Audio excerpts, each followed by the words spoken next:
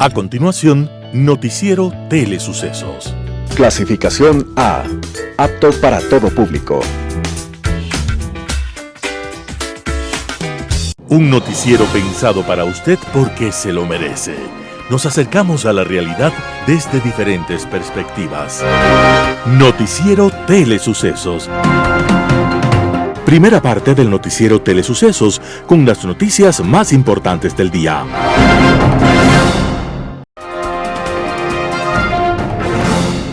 Bienvenidos a su Noticiero Telesucesos. Este espacio informativo llega gracias a Preescolar El Parque. Estamos seguros de ser únicos por haber creado un lugar especial en que las fantasías de los niños se hacen realidad y haber desarrollado un lugar excepcional para crecer, aprender y ser felices. Con orgullo tenemos la certeza de que somos el centro de desarrollo infantil más avanzado de la ciudad. Comuníquese al 099 7372 081. Sean ustedes bienvenidos a su noticiero Telesucesos. Un día como hoy. Hubo un hombre llamado Demócrito, que había nacido en Grecia hace 25 siglos, y dijo que la materia estaba hecha de partículas muy pequeñas, llamadas átomos. Pero sucedió que durante muchos siglos la humanidad se hundió en el oscurantismo y se olvidó de la matemática, de la medicina, de la astronomía, de la física, de todas las ciencias y de todas las artes. Y se olvidó también de lo que había dicho Demócrito acerca de los átomos, hasta que alguien, en el siglo XX, decidió demostrar, y lo logró, que los átomos existían, y por supuesto que Demócrito tenía la razón. Este personaje se llamaba Ernest Rutherford, era británico, y cuando un alumno le preguntó para qué se empeñaba en descubrir algo tan pequeño como el átomo, Rutherford respondió: porque soy tan insignificante en el cosmos que me gustaría hallar algo más pequeño que yo. Eso me llenaría de consuelo por un momento. Ernest Rutherford logró además el sueño de los alquimistas al lograr transmutar un átomo en otro, y sus aportes a la ciencia le merecieron el Premio Nobel de Física de 1908. Rutherford había nacido un día como hoy, 30 de agosto de 1871, y aunque su empeño era demostrar que existían partículas más pequeñas que él, la historia lo recuerda como un gigante de la ciencia. Las principales noticias del día. Titulares. El Fondo Monetario Internacional sugiere precio de $75 por barril de petróleo para proforma del 2023. El servicio expreso escolar del Trole y Ecovía operará desde el 1 de septiembre. Boletín del Servicio de Rentas Internas. Negocios populares no deben implementar facturación electrónica. En el segmento de opinión, la República está en crisis. En política internacional, convulsión en Irak. Los editoriales serán de Miguel Rivadeneira, actores políticos sin vergüenza. José Hernández, el gobierno pasa de la escasez a la sequía. Noticias del día. FMI sugiere precio de $75 por barril de petróleo para Proforma 2023. La elaboración de la proforma del presupuesto del Estado del 2023 comienza en septiembre y el Ministerio de Finanzas ya tiene puntos de partida. Uno de ellos es el precio del petróleo, una de las principales fuentes de ingreso del presupuesto del Estado. El Fondo Monetario Internacional, FMI, proyecta que el precio del petróleo ecuatoriano promediaría en $75,3 por barril en el 2023. Con ese precio, los ingresos petroleros del presupuesto caerían en alrededor de $500 millones frente al 2022, advierte el exministro de Finanzas Fausto Ortiz. El petróleo ecuatoriano promedio de $93 por barril entre enero y junio del 2022, es decir, 36% más de la proyección de 59,2 por barril de petróleo usada para elaborar el presupuesto del Estado a inicios del 2022. La meta del gobierno es cerrar con un déficit en sus cuentas fiscales de $700 millones o 0,6% del PIB en el 2023. El déficit fiscal se origina cuando el Estado gasta más de los ingresos que recibe. Finanzas busca recortar el déficit para asegurarse de que los organismos multilaterales sigan entregando créditos al país con tasas de interés bajas. El 1 de septiembre, las entidades estatales empezarán a enviar al Ministerio de Finanzas sus proyecciones de ingresos y gastos para armar la Proforma 2023. Y hasta el 31 de octubre, Finanzas debe remitir el documento presupuestario a la Asamblea para su tratamiento y aprobación. El servicio expreso escolar del Trole y Ecovía operará desde el 1 de septiembre. La empresa de pasajeros de Quito informa que desde el próximo jueves 1 de septiembre operará el servicio expreso escolar, que es destinado para movilizar exclusivamente a los estudiantes de escuelas y colegios de la capital, puesto que ese día se iniciará formalmente el año lectivo 2022-2023 para el régimen Sierra y Amazonía. Las unidades que realizan estos recorridos prestan el servicio únicamente en 2 horarios. Los primeros salen a las 6:15 de la mañana y los segundos a las 6:30 de la mañana, de manera simultánea, tanto en las rutas que realiza el trolebús como en la Ecovía. Los expresos escolares prestan su servicio como semi-expreso, es decir, las unidades se detienen solo en aquellas que están ubicadas cerca de zonas que hay establecimientos educativos y que les describo a continuación. La ruta trolebús es Expreso Recreo Colón. La segunda es Expreso Quitumbe Colón. En las rutas de la Ecovía son Expreso Río Coca, Playón de la Marín, Expreso Quitumbe, Playón de la Marín, Expreso Guamaní, El Recreo. Recordamos que la tarifa estudiantil es de 17 centavos de dólar. Esto porque son parte de los grupos de ciudadanos que son beneficiarios de la tarifa preferencial. Boletín de prensa SRI, Quito, 26 de agosto del 2022. Negocios populares no deben implementar facturación electrónica. El Servicio de Rentas Internas recuerda que los negocios populares sujetos al régimen simplificado para emprendedores y negocios populares, RIMPE, no requieren implementar la facturación electrónica. Estos contribuyentes deben continuar emitiendo notas de venta y demás documentos complementarios preimpresos en sus actividades comprendidas dentro del mencionado régimen. En caso de que el contribuyente realice otras actividades económicas no sujetas al RIMPE, debe emitir facturas electrónicas exclusivamente por esas transacciones. Los negocios populares son aquellos con ingresos de hasta $20,000 anuales. Para revisar si son un negocio popular, los contribuyentes pueden obtener su certificado de RUC en www.sri.gov.es.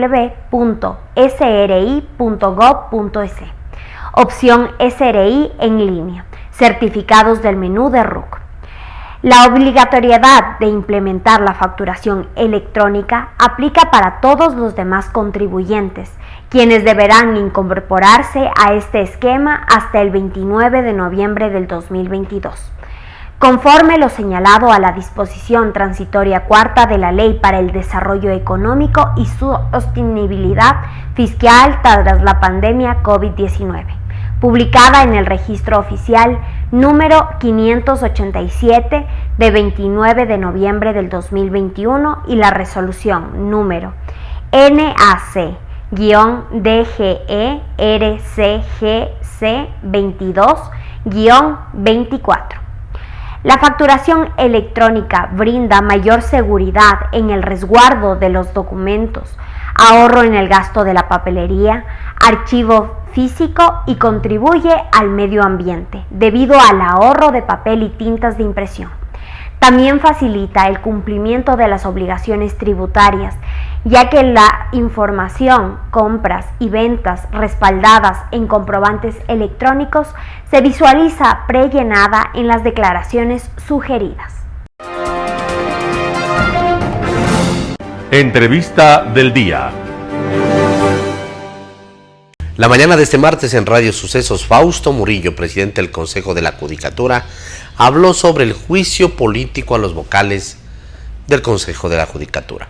Veamos la nota. Creo que a esta hora hay una búsqueda implacable de votos en la Asamblea Nacional para encontrar la forma de destituirlo a usted, a sus dos compañeros y a la expresidenta, también censurarla, a María del Carmen Maldonado.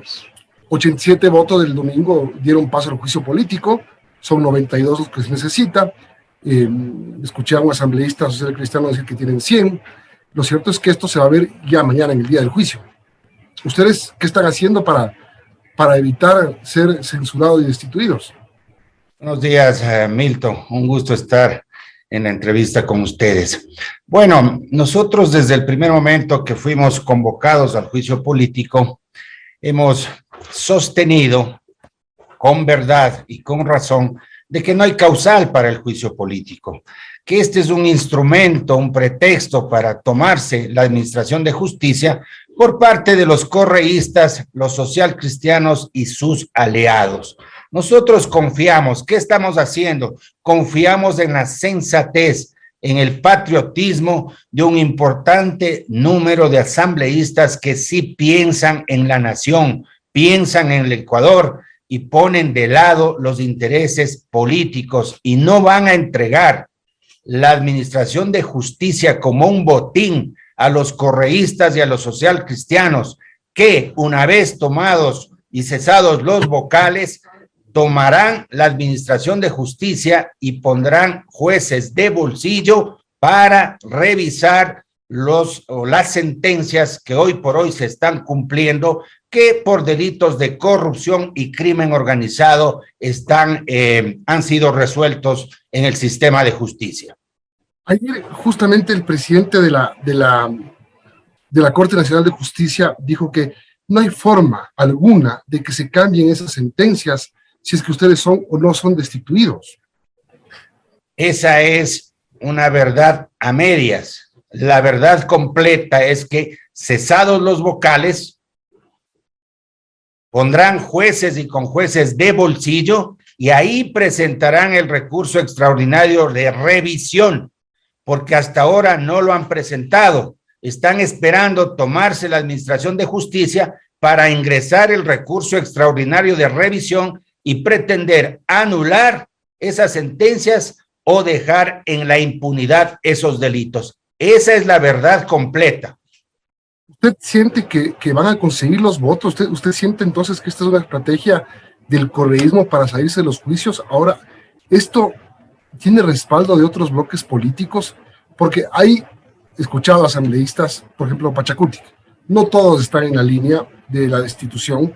Izquierda Democrática también está dividida. Es decir, no hay seguridad de que va a haber los 92 votos. Sin duda esa inseguridad es porque no hay causal, porque se dice y se afirma que la sentencia de la Corte Constitucional dice, entre comillas, según los interpelantes, textual, según los interpelantes, repito, que hemos incumplido funciones. Esa es una mentira. Eso no dice la sentencia de la Corte.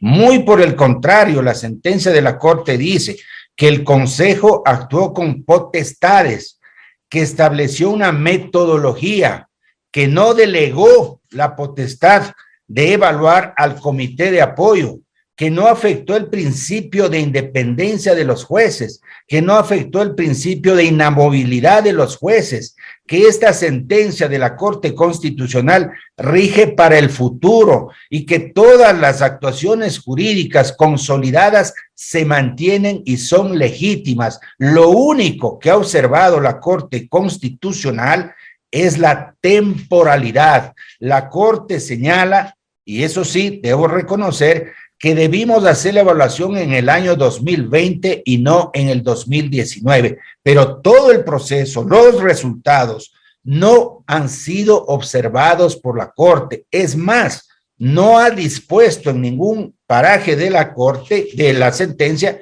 que sean restituidos los conjueces y jueces que no superaron la evaluación y fueron removidos.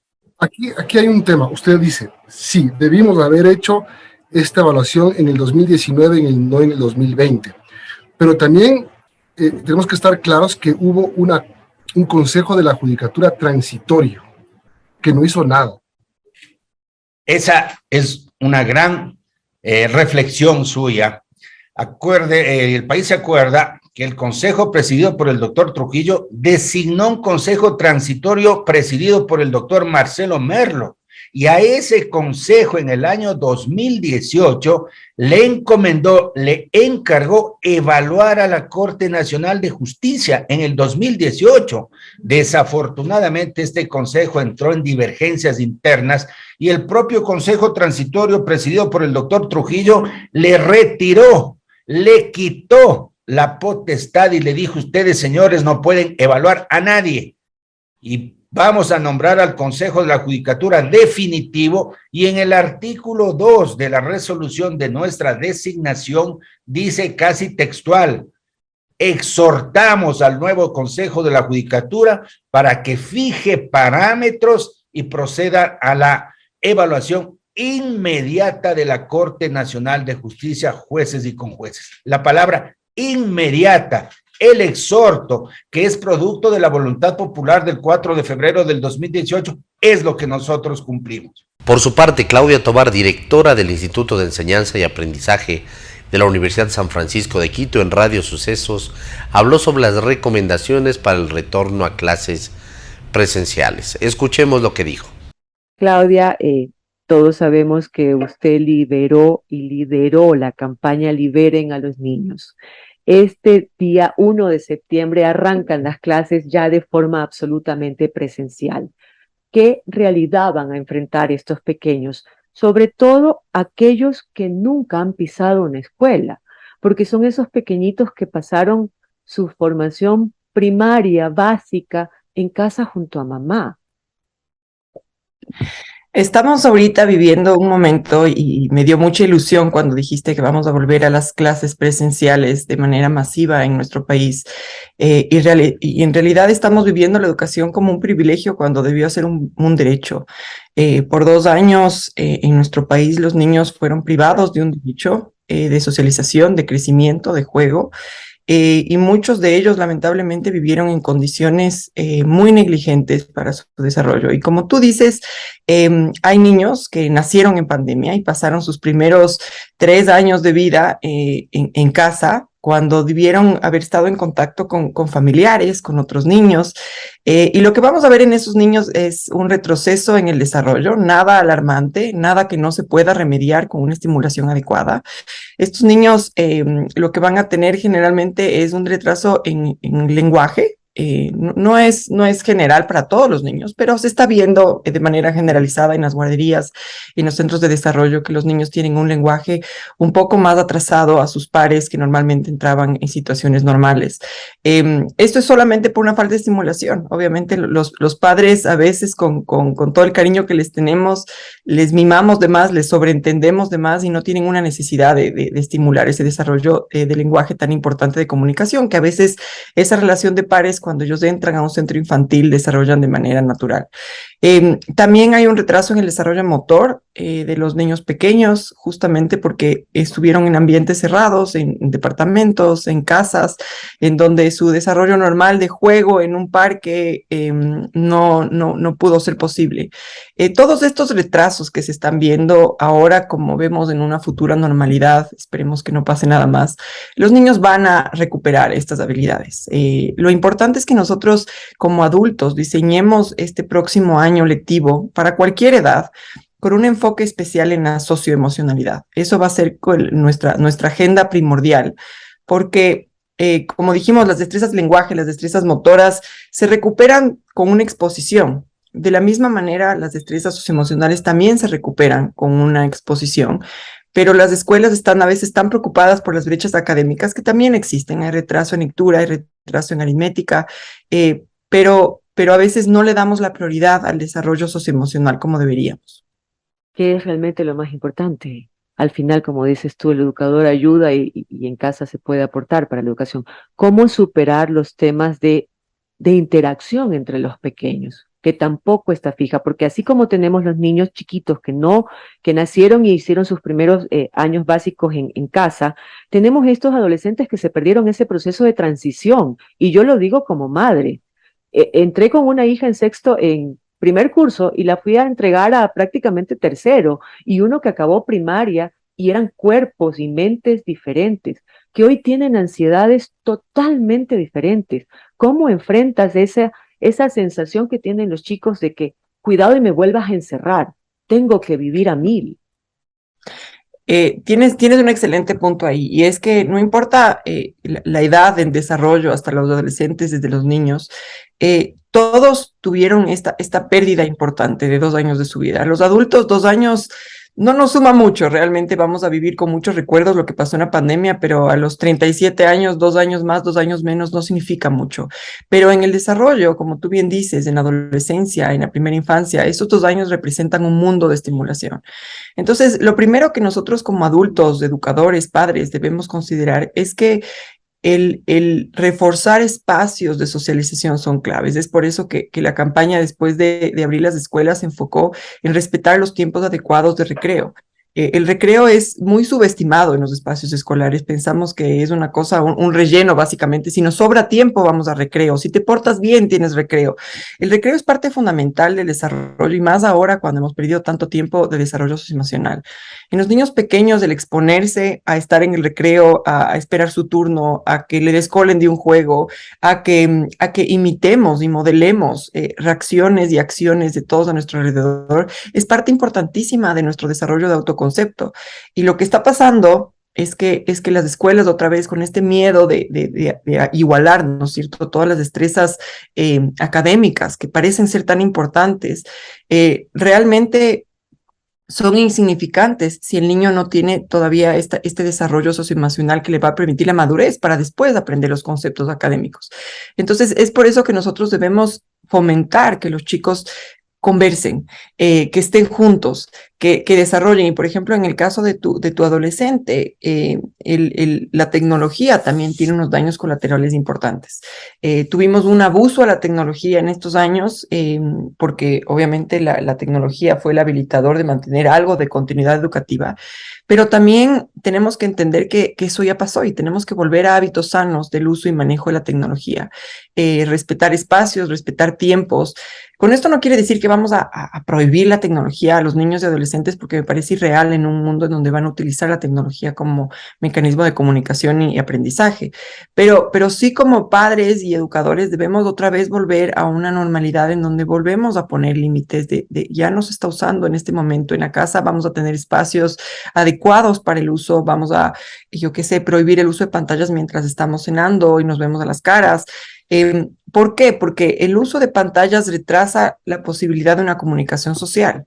La comunicación social viendo a la cara, solucionando problemas, teniendo esos nervios de no sé qué decir, que están controlados a través de la tecnología. Las redes sociales y las mensajerías instantáneas nos dan una falsa sensación de control en la comunicación, en donde ponemos el mensaje y no nos arrepentimos y borramos. Ponemos el voice note, le escuchamos y a ver si estamos seguros qué es lo que queremos decir.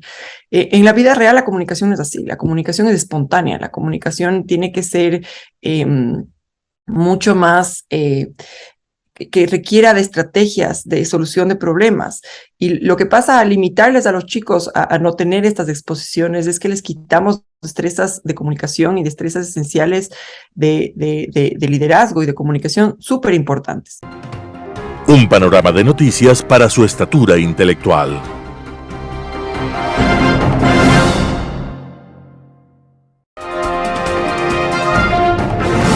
Opinión.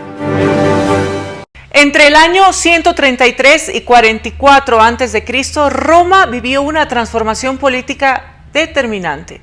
La República, representada por el Senado, se transformó en una monarquía absoluta, provocando que las instituciones creadas para el gobierno romano perdieran poder y sea un emperador quien asuma la dirección de la política y la sociedad romana.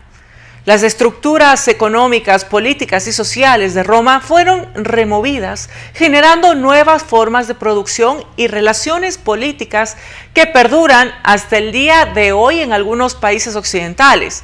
Por ejemplo, producto de la expansión territorial y el aumento de los esclavos, los pequeños propietarios fueron absorbidos por los grandes terratenientes, provocando que los primeros encuentren en el ejército una nueva forma de subsistencia. Y estas relaciones entre los nuevos militares y los generales del imperio obligaba a expandir el territorio para captar nuevas tierras. Y esto derivó en una relación clientelar entre las cabezas del ejército y sus soldados, provocando relaciones de lealtad a cambio de beneficios económicos. A su vez, la conquista incrementó el deseo de poder, fama y gloria de los generales, a quienes en algunas ocasiones les fueron entregados poderes extraordinarios incluso.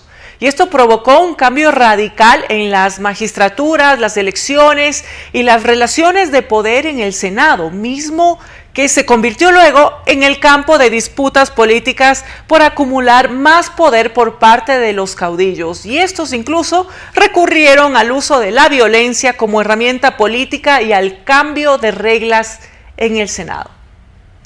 Violencia, clientelismo, autoritarismo y pérdida de poder de las instituciones. ¿A qué nos suena? ¿Nos resulta familiar este escenario?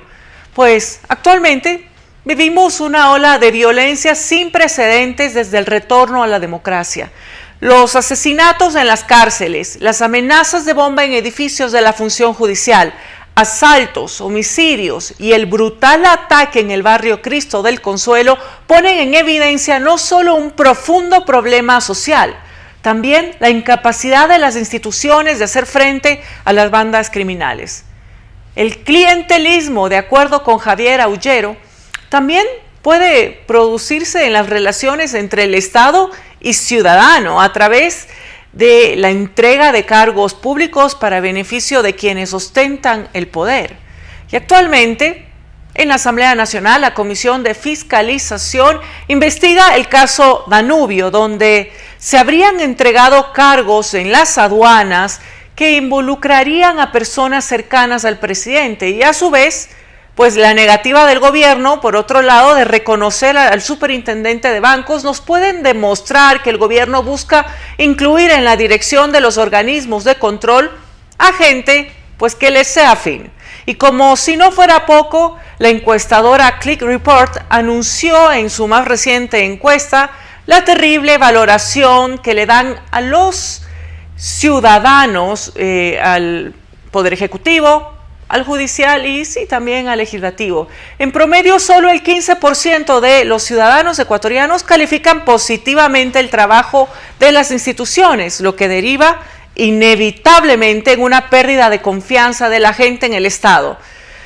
Y en anteriores ocasiones en este espacio hemos sido testigos y hemos hablado de las consecuencias de este fenómeno mismo, que es la antesala de experimentos autoritarios, y por eso es tan importante abordarlos. Parece que miles de años después, las repúblicas aún deben lidiar con decisiones que afectan su legitimidad y estabilidad. Si la clase política ni los ciudadanos regresamos a ver las consecuencias que llevaron a la destrucción del equilibrio de poderes y la representación, seremos testigos de problemas similares aplicados a nuestro contexto actual. Bien decía Jorge Ruiz de Santayana, quien no conoce su historia está condenado a repetirla. Muchas gracias. Global Hoy con Alan Carney. La Mesopotamia, que significa entre ríos, pues es cruzada de sur a norte por los bíblicos Tigris y Éufrates, cuyos cursos casi paralelos los llevan a desembocar en el Golfo Pérsico, es una de las patrias ancestrales de la humanidad. La gran riqueza de sus suelos aluviales hizo que, desde hace muchos miles de años, grupos humanos se hayan asentado entre los dos ríos y tras denodado trabajo de desecación de las marismas y pantanos que bordeaban las orillas y la eliminación de los matorrales propios de estas, lograron desarrollar una agricultura intensiva basada en sistemas de riego y control de inundaciones de gran calado. Esa importante base agrícola sería el eje, durante los milenios por venir, alrededor del cual girarían una serie de culturas, las de los sumerios y los acadios inicialmente, que se organizaban en ciudades-estado primero para dar paso a reinos e imperios más tarde. La Ur de los caldeos, de la cual la Biblia da cuenta como el punto de partida de uno de los patriarcas bíblicos, Abraham, era hace 7.000 años nada menos un centro urbano de primer orden. Sus restos arqueológicos nos han permitido un privilegiado acceso a un mundo pasado de grandeza y de civilización. Será en esta tierra antigua donde florezcan las ciencias gemelas de la astronomía y la astrología, la geometría y las matemáticas, para leer en los cielos los signos para la siembra y en el suelo los linderos de las parcelas. En estas tierras surgirán los primeros imperios que impondrán su autoridad en todas direcciones, como el gran imperio asirio, que se extendía hasta el lejano Mediterráneo a través del fértil creciente, la tierra cultivable y apta para la agricultura y la ganadería, que se extiende desde Mesopotamia al Líbano. Durante los milenios surgen muchas ciudades que alcanzan la grandeza para ser borradas de la historia y de la faz de esa dura tierra, como le sucede a la maravillosa capital asiria Nínive o a la antigua Babilonia del rey Nabucodonosor, cerca de la desembocadura de los dos ríos, la del exilio judío que relata la Biblia, la del profeta Isaías que anuncia la ruina futura de la gran ciudad que será reclamada por las bestias y las cañas. Es la tierra de la Torre de Babel, donde por la insoportable afrenta a Dios por el humano deseo de querer llegar al cielo construyendo una torre, ya entonces una vengativa y terrible entidad, para que semejante iniquidad no se cumpla, resuelve confundir las lenguas para que los hombres nunca puedan volver a entenderse entre sí. Ese malvado designio de un Dios celoso de la capacidad e imaginación de sus criaturas está presente en múltiples ocasiones en lo que hoy definiríamos como actos terroristas, como el diluvio universal, relato presente en todas las mitologías de la región, recogido también en el Génesis, o la destrucción por la furia divina de las bíblicas ciudades de Sodoma y Gomorra. La historia de la Mesopotamia es la narración de conflictos, de grandezas, de civilizaciones y de barbarie desarrollada en un escenario de miles de años. Se trata de un mundo que está ahí, con los elementos esenciales de lo que es civilización: la ciudad, la escritura, las leyes, la religión y la escuela, desde hace 7.000 años al menos, cuando nada parecido existía en otro sitio, cuando Europa era un enorme bosque desde los Pirineos a los Urales y cuando en China recién se daban los primeros pasos hacia su desarrollo. Tan solo Egipto podía presentar títulos de parecida antigüedad a los de sumerios y caldeos. Mesopotamia, que devendría con los tumbos de la historia en el actual Irak, nunca dejó de ser una tierra conflictiva, y con la difusión del Islam a partir del siglo VI, nuevamente se les confundieron las lenguas, pues al parecer eso es lo que sucede entre sunitas y chiitas, dos corrientes de interpretación islámica, las más seguidas en el mundo musulmán. Irak es el ejemplo perfecto de esa división, que es tan profunda y enconada como lo fuera en su momento la de católicos y protestantes en el mundo europeo. De hecho, para los creyentes de una u otra de estas corrientes, su enemistad mayor se la reserva a la contraria, pues los demás seres humanos son infieles o paganos, mientras sus contrapartes sectarias son herejes o apóstatas, categorías mucho más peligrosas y condenables. La mayoría de la población iraquí es chiita, en torno al 60%, siendo los sunitas el 35%.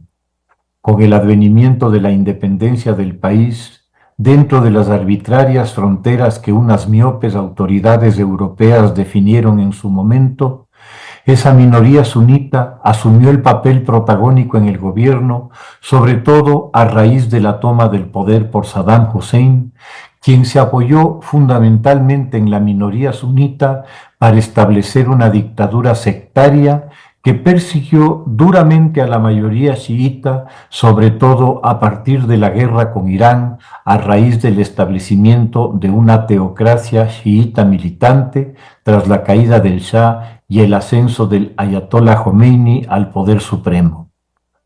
Automáticamente, para alguien como Saddam, todos los chiitas iraquíes se volvieron sospechosos de ser una quinta columna enemiga secretamente favorable a Irán, a la que se debía vigilar con particular atención, lo que en un régimen como el suyo adquiría ribetes siniestros. Tras la caída de Saddam, la ascendencia de suníes en la administración y en el ejército se redujo radicalmente, pues la mayoría chiita se impuso como gobierno, cometiendo el error inverso de excluir a los sunitas de toda forma de participación en la vida pública. Cuando en el escenario apareció el denominado Estado Islámico, identificado con el sunismo, rápidamente este creció apoyado en una población excluida, reclutando rápidamente a miles de antiguos soldados del ejército iraquí que habían sido separados de este por ser suníes. Eso explica la milagrosa capacidad militar que ISIS exhibió al inicio de sus acciones y que la condujo a la conquista de un territorio equivalente al de la Gran Bretaña. Hoy, Irak está nuevamente desgarrado por luchas intestinas, ahora entre facciones del chiismo. La muy real cercanía con Irán de varias milicias está provocando tensiones con el principal líder iraquí actual, Muqtada al-Sadr, figura religiosa de gran prestigio que se decanta como un nacionalista opuesto a una excesiva presencia iraní. Su anuncio de retiro del legislativo ha precipitado una crisis de impredecibles consecuencias. Seguidores del clérigo han asaltado el Parlamento con un saldo de 35 muertos y 270 heridos, muchos de ellos de bala. Nuevamente, la maldición de la Torre de Babel se presenta, confundiendo las lenguas e impidiendo entenderse. Como Gandhi, Muqtada acaba de anunciar una huelga de hambre hasta que se detenga la violencia. Ojalá ese lenguaje resulte comprensible. Muchas gracias. Editorial. Actores políticos sin vergüenza. Artículo de Miguel Rivadeneira publicado en Diario El Comercio. Con audacia y sin vergüenza, políticos y asambleístas intentan una nueva toma de la justicia con la complicidad de autoridades judiciales. Por ello, el país debiera estar consciente y castigar en las urnas en las próximas elecciones seccionales a estos políticos que buscan impunidad y revisión de sentencias y otros que no sean procesados luego de estar vinculados a escándalos como la millonaria estafa al ISPOL. El país debe estar pendiente de la posición que asuman los 137 legisladores para identificarlos. Políticos y asambleístas que le hacen el juego al correísmo, que busca impunidad y revisión de sentencias condenatorias dictadas por actos de corrupción probados en su administración. Políticos y asambleístas que anteponen sus intereses partidistas personales y familiares, que hacen lobby con autoridades judiciales, que se prestan para el juego justo antes del juicio político a 3 vocales del Consejo de la Judicatura y al mismo tiempo se impulsa el nombramiento en el Consejo de Participación y Control Social con una terna seriamente cuestionada que por dignidad debería ser retirada de inmediato e integrada con candidatos con probidad notoria. No se trata de decir vayan e impugnen, sino que el origen de su conformación deja serias dudas, con integrantes manchados por una actuación parcializada.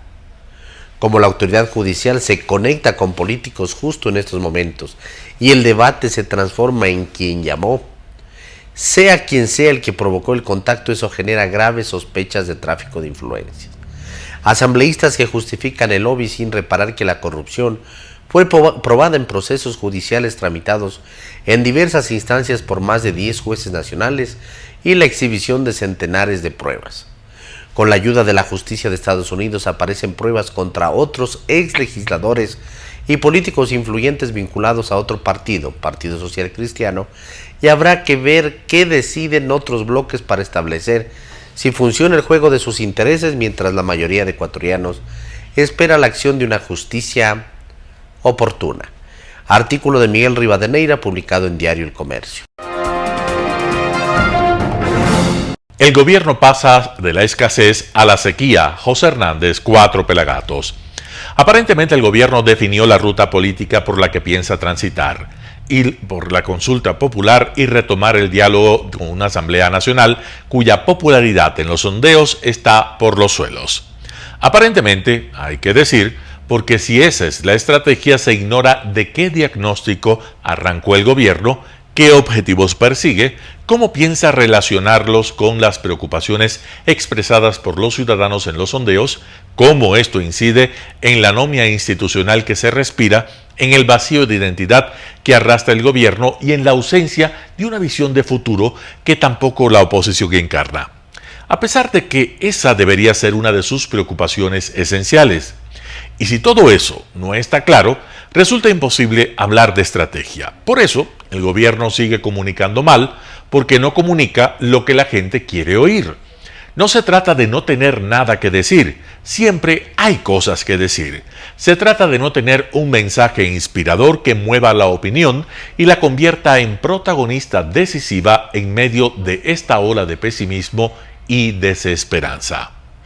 Un país siempre necesita una ilusión. La estrategia no es mentir o negar los problemas, es trazar la hoja de ruta, concretar objetivos muy pocos pero realizables, unir el país alrededor de ellos, definir tareas, aliados, recursos, concretar un cronograma y evaluar los resultados sobre la línea fijada. Por supuesto que los objetivos y los mecanismos para llevarlos a cabo deben estar acompasados. De eso también depende el nivel de credibilidad de la estrategia, la adhesión de la opinión, la reputación del presidente y la narrativa que ponga el gobierno a circular. Ese engranaje no se ve, y su ausencia suscita todo tipo de interrogantes. ¿El gobierno se ha sentado a evaluar la realidad política? ¿Ha decantado los escenarios que tiene a la mano y determinado qué margen de maniobra política podría generar si decidiera hacer política y no plegarse, como lo hace, al bloqueo creado por la oposición? ¿Algo de todo esto lo tiene escrito y pensado el gobierno de Guillermo Lasso? ¿O actúa por impulsos y estímulos propios de la comunicación verbal que, como se sabe, es efímera, más superficial e imposible de reconstruir con exactitud? No es dable que las decisiones profundas y complejas del Estado arranquen de charlas y no de documentos.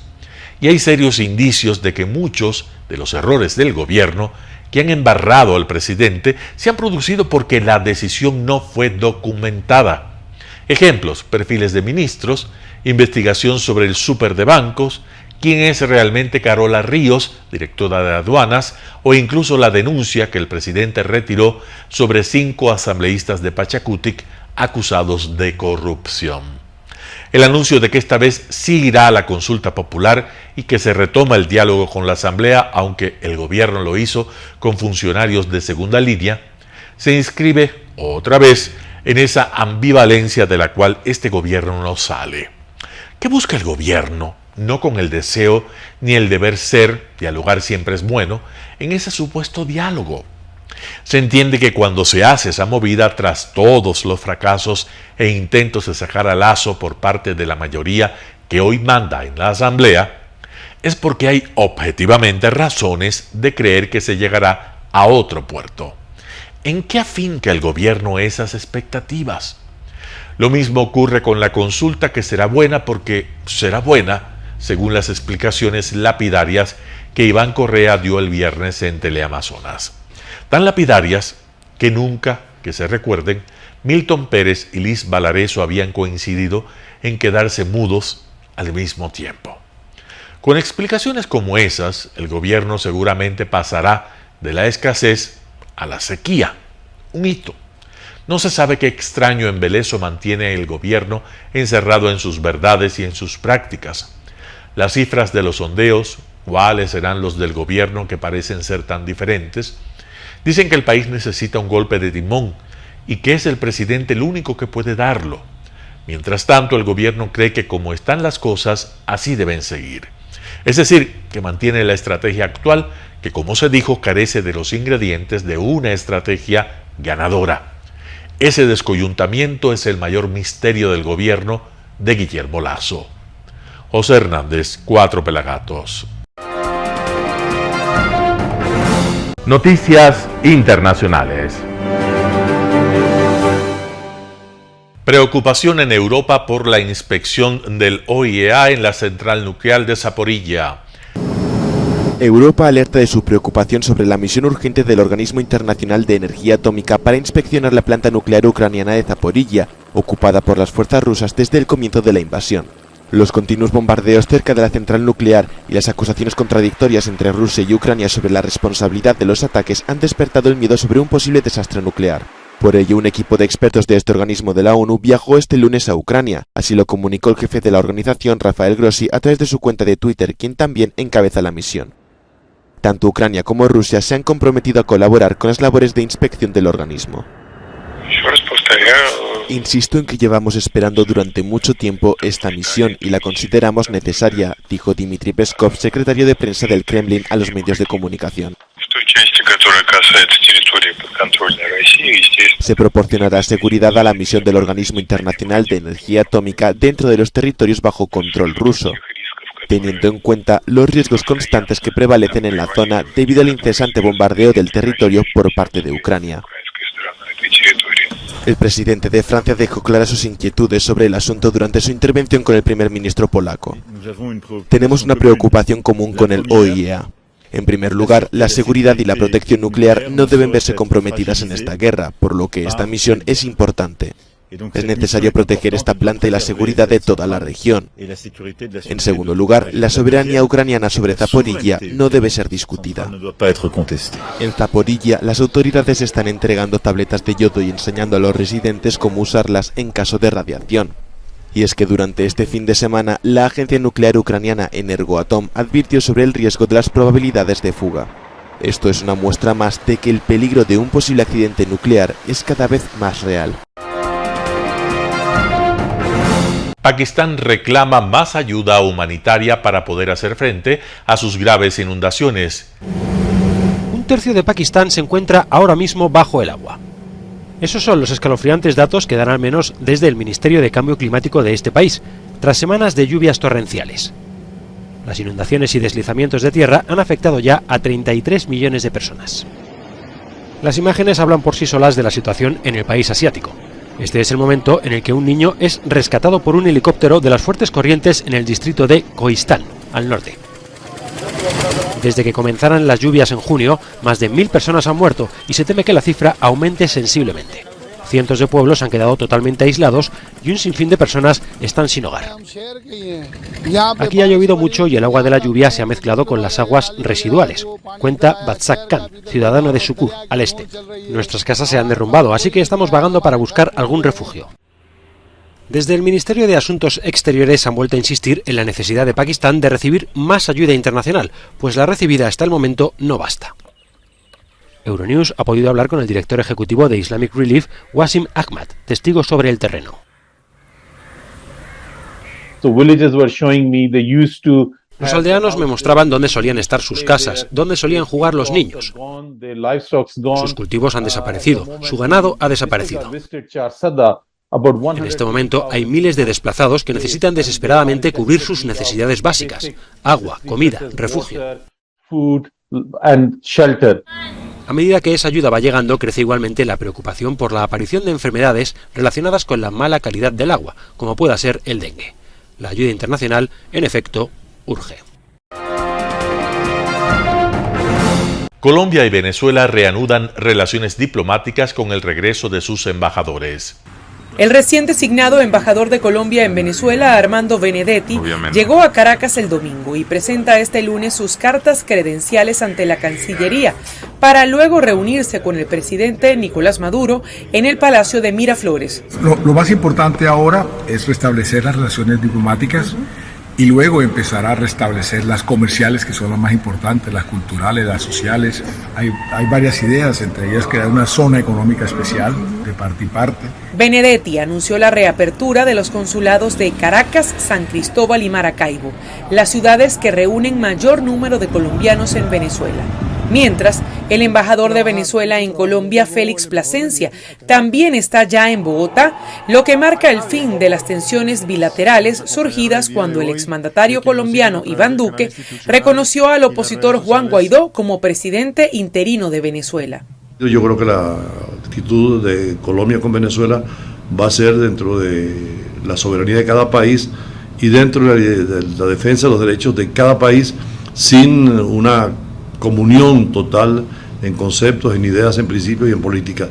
Ahora, además de retomar el comercio binacional, otros asuntos en la agenda bilateral incluyen el desarme de grupos irregulares que operan en ambos lados de la frontera. Primero, el reto político, y lo ha dicho el presidente de Colombia, es un nuevo enfoque frente a la violencia, a la guerrilla y el combate de la droga, que también es uno de los temas más graves para el continente latinoamericano y especialmente para Colombia. El embajador de Colombia en Venezuela, Armando Benedetti, informó que también definirá con la Cancillería venezolana si hay condiciones para una eventual reunión entre los presidentes Nicolás Maduro y Gustavo Petro. Adriana Núñez Rabascal, Voz de América, Caracas.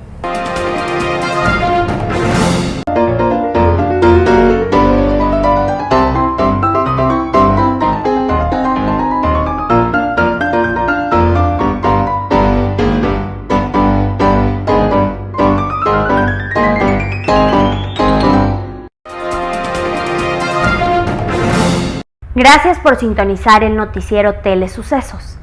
Este espacio informativo llega gracias a Preescolar El Parque. Estamos seguros de ser únicos en haber creado un lugar especial, en que las fantasías de los niños se hacen realidad, y haber desarrollado un lugar excepcional para crecer, aprender y ser felices. Con orgullo tenemos la certeza de que somos el centro de desarrollo infantil más avanzado de la ciudad. Comuníquese al 099 7372 081. Síganos en nuestras redes sociales: Facebook Telesucesos Quito, Instagram @telesucesos_, Twitter @telesucesos29, YouTube Telesucesos HD y en nuestra página web www.telesucesos.net. Gracias por acompañarnos. El noticiero Telesucesos es retransmitido de lunes a viernes a las 7 horas por Radio Planeta Sur 106.1 FM de la ciudad de Loja. Noticiero Telesucesos.